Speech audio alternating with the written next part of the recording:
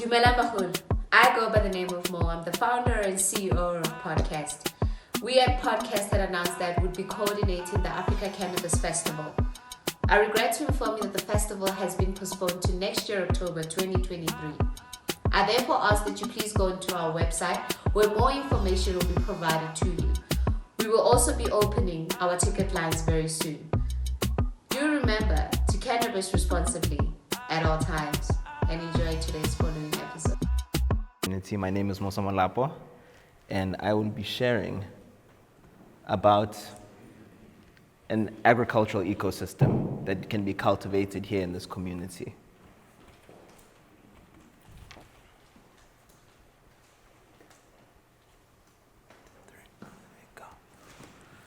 So this is just a big word, ecological idealization. So it's just the ideas that we can go in implementing in our homes, in our communities, which can improve both our ecology and our agricultural sectors. So this is the agricultural ecosystem, so abbreviated into agricosystem. So an agricosystem is founded on permaculture. Permaculture is defined as the development of agricultural ecosystems intended to be sustainable and self-sufficient. So essentially, what we're looking to do here is to utilize all our resources and minimize all of our waste. Ecology in the agri-ecosystem refers to the ecosystem. There's always a cycle, there's a loop. There's always some place for something to go that has use. So when we talk about an agricosystem, we're talking about zero waste, ideally. But because we are people, because there are other factors, we can't always get to zero waste, but we can get as close as possible. Yes, again, the purpose is to use all our waste or undesirable byproducts and convert them into products or resources. As an agricultural community, as a rural community, you have a lot more at your disposal than somebody in the suburbs, perhaps. And we need to utilize that to its maximum, because otherwise we'd be wasting the resources that have been given into our hands. The first thing that we can use, the first idea that is utilized, these are not new ideas, these are ideas that have been present, but these are ideas that have not been implemented. Something called green manure. We're all familiar with compost. Yeah, manure, we know we put it in the ground, it helps our crops grow. So what is green manure? It refers to a plant that adds nitrogen to the soil. Nitrogen is a component that is used to make your green growth. So anything that you see growing that is green has nitrogen. And these plants can put nitrogen into the soil. They can pull it from the air and put it into the soil for other plants to use. They can also help keep your soil together. They can increase your soil's porosity, how much water it can hold. Because water is a scarce resource, as we know. In South Africa, we are a water-scarce country. So wherever we can save and hold water is ideal and necessary. The biggest pro for these is they can be used as animal fodder. Because they convert nitrogen, they have a higher protein content. And protein equals mass. So the higher protein that you can get in your fodders, the higher digestible protein, because not all protein your animals can take up, but these are a highly digestible animal protein. So your chickens, your cows, your goats, your sheep, they can grow larger by incorporating this into your systems, or into your agricultural systems. The first one is vetch. It is a legume. You can see here, it almost looks like a green bean. It's in the same family. This grows without you even having to try. So these systems that I am suggesting, these systems that can be put in place, are very low-cost, self-sustaining systems. So this one, you wouldn't even have to propagate intentionally. You can put it in an area and it will naturally spread. All of these that we will be discussing, they reseed themselves. So it's kind of, you put it there and then you just let it do its work. You're the manager, this is the worker. You don't worry about this one after you've put it in. You might have to take it out when you want to put something else there, but that's a plus. That's the plus. Clover. It's another one. I'm sure you've seen it before, but you haven't recognized this. One thing that I want to point out is all these things that I'll be going over are in this community. They are found here. And I hope my job is to reveal to you guys, to open your eyes to what you have here that has been unutilized, perhaps for generations. So if you look at a shady spot on the ground maybe where there's a lot of green, most likely you will see clover, and it's doing its job. It's putting nitrogen back in the soil. It's making the soil ready for you to plant your food. Same thing with alfalfa. This one is more commercial. You wouldn't find it so much around here. If anyone who's into livestock, they know about lucerne. Alfalfa and lucerne, they're the same thing. The next thing that we can look at is mycorrhizal fungus. So this fungus is a root fungus. That's rhizal is the root word for root, funny enough. So here we go below the soil. This is what's acting on your plant roots. It's working with your plant roots to grow stronger, bigger plants, to increase both their immune systems, to increase how much nutrients they can uptake, to increase how well they grow. So a mycorrhizal fungus is just a definition. It's a plant symbiont, so it helps the plant grow either directly or indirectly. The one that I've placed in consideration for this community is called trichoderma. There are many species of trichoderma, but they have agricultural applications. What does it do? It suppresses pathogenic fungus, things like your powdery mildew, things like your root rot fungus. This fungus in the soil, it outcompetes them. It doesn't give them space.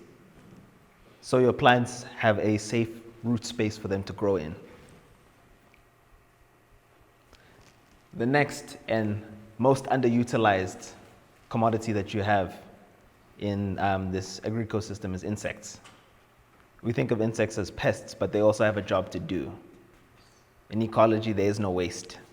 So these are responsible for converting your waste into something that your plants can use. They're called primary decomposers. So when something has gone bad or has gone off, that's why you see the flies there, that's why you see everything else there, because it's their job to break that down into something that something else can use and incorporate it back into your ecosystem. The pluses of using insects, there are insect farms that can be easily put together, insect farms that can be modularly distributed. They reproduce quickly.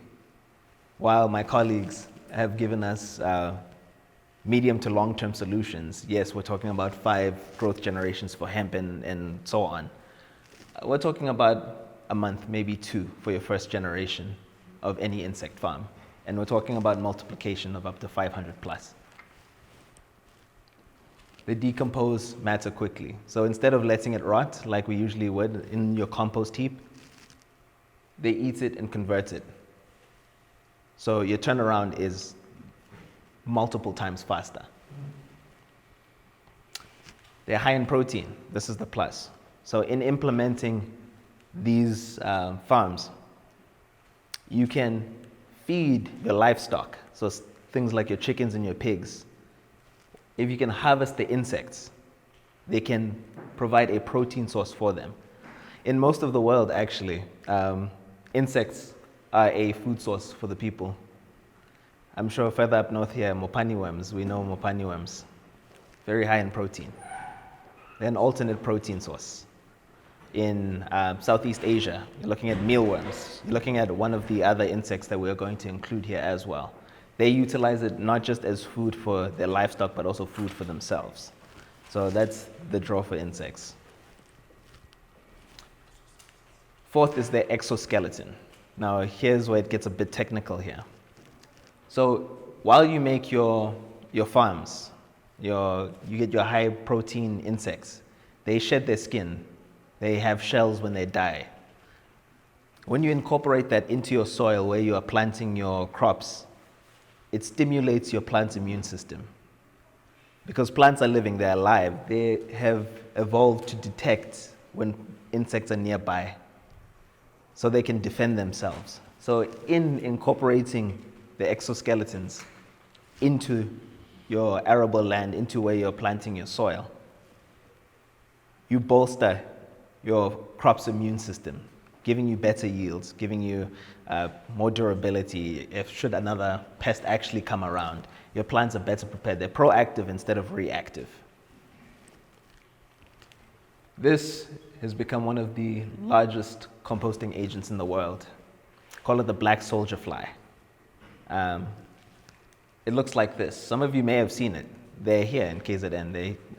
You can find them all over South Africa, actually. As far as Cape Town, Gauteng, Northern Cape, these are present. This is what we'll be using to compost. These are the larvae. So these are the immature stage, and then they mature into these flies here. We've had great success in East Africa. So in Kenya and Uganda, there is an industry for black soldier flies. Not just as a composting agent, but as a source of crude protein. And that crude protein goes into everything from fertilizers to animal feeds and what have you. So there's no reason, if it works in East Africa, it can't work here. So it is our duty, now that we've seen that it works elsewhere, there's no reason that we can't bring it here and use it here.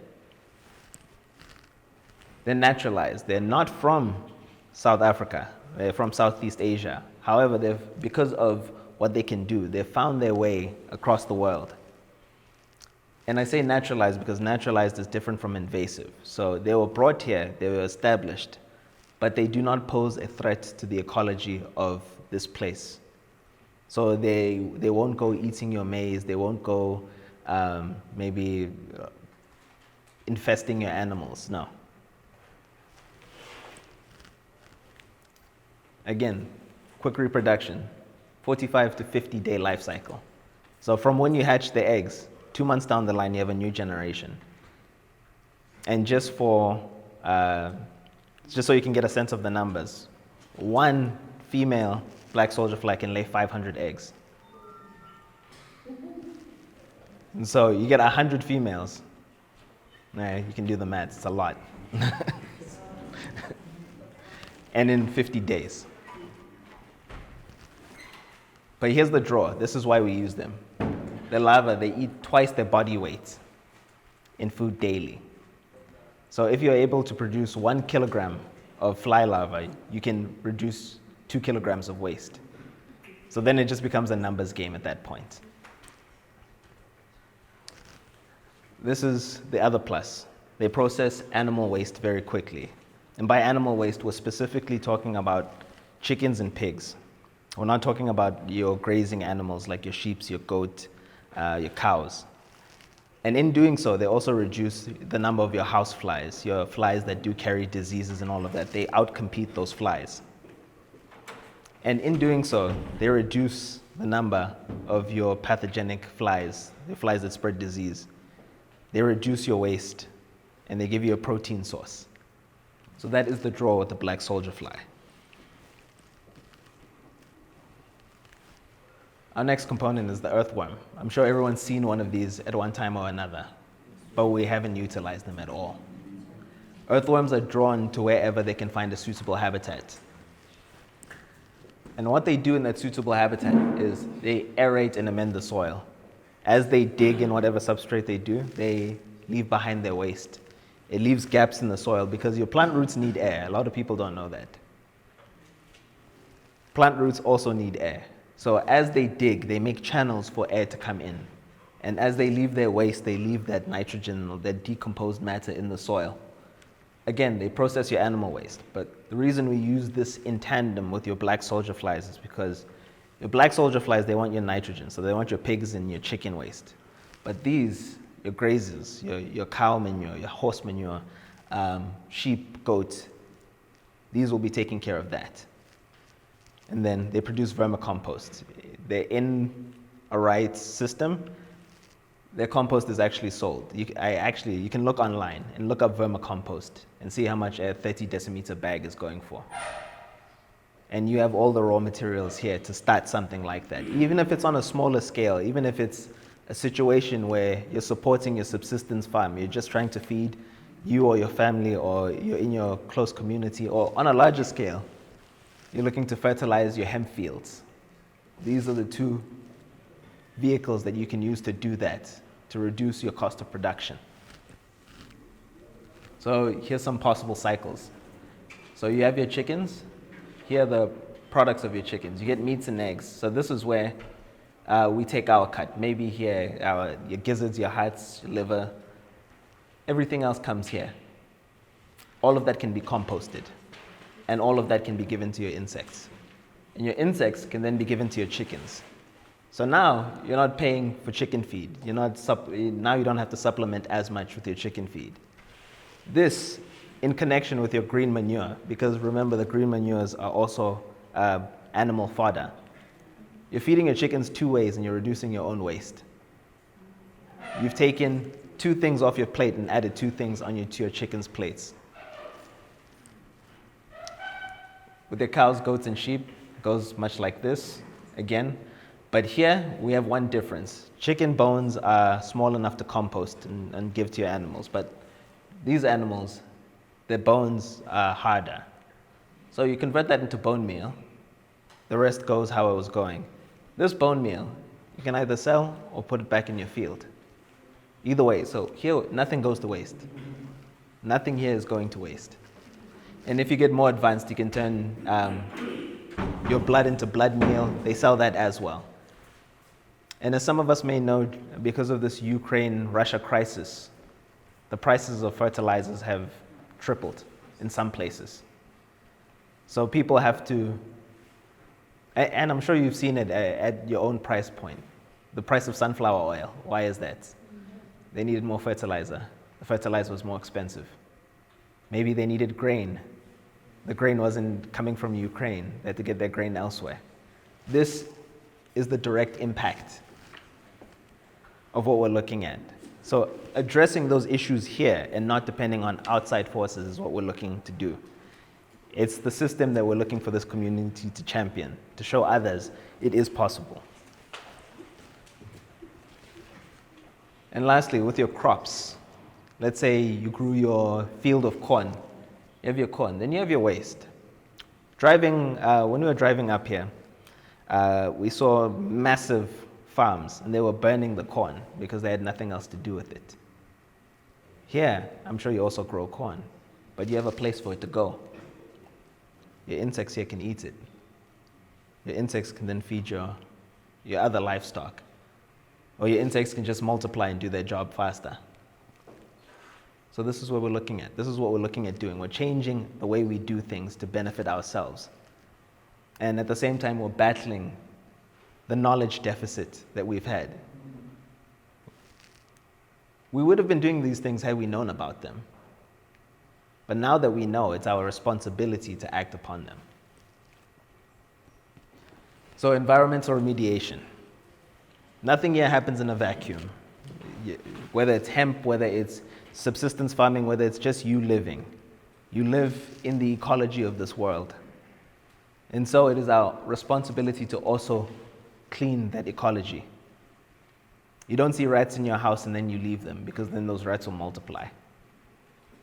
Likewise, we have to do the same for the ecosystem here in this village, because we have a lot of invasive species. There's a lot that is not supposed to be here, and there's a lot that is deducting value from your land and from your production.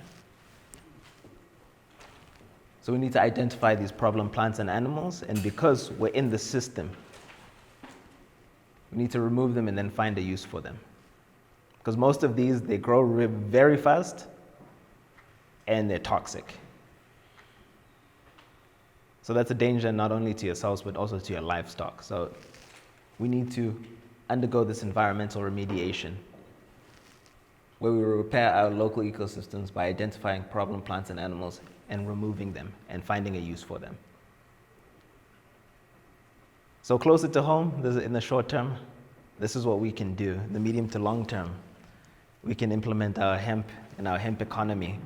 And all of this ties in, because even with your hemp, you have, depending on what you're growing, you're going to have some degree of waste, whether it's biomass. If you're not using that biomass because you maybe lack particular machinery, it goes back into the compost, it goes back into the insects. goes back into the ground, and it feeds itself for the next year. So I'd like to thank you all for showing the initiative, for daring to make a difference. And I'd like to thank the leadership of this community